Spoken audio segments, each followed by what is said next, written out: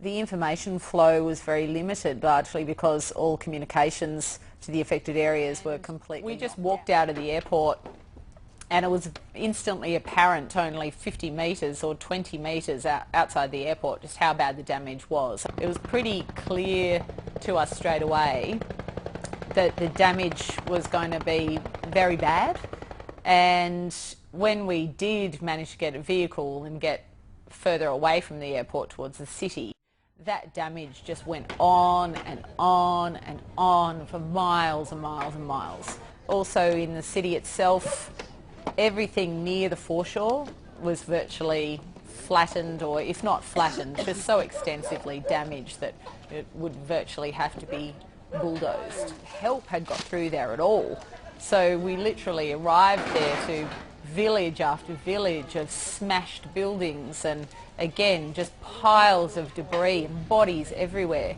and no one had had any help. People were just saying to us, where's the army? Like, why doesn't someone come and help us? It was just quite bizarre that in this day and age where, you know, communications normally are so instant, that days after the typhoon, no one had been anywhere near these people. And that much destruction. There were bodies everywhere. We saw hundreds of dead bodies. The thing is that most of that doesn't get shown in the coverage, obviously, but at times we could barely drive along the road, because if we drove along we'd be running over people who had been left on the side of the road. There was just no action to collect the dead. It seemed to me that there were just days of total paralysis where uncovered bodies were just left rotting on the street, just everywhere.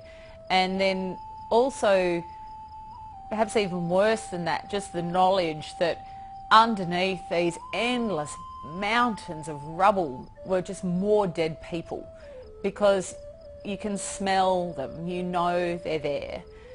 I don't think David or I are in any way squeamish, so being confronted by seeing the bodies, you almost get weirdly desensitised to that quite quickly.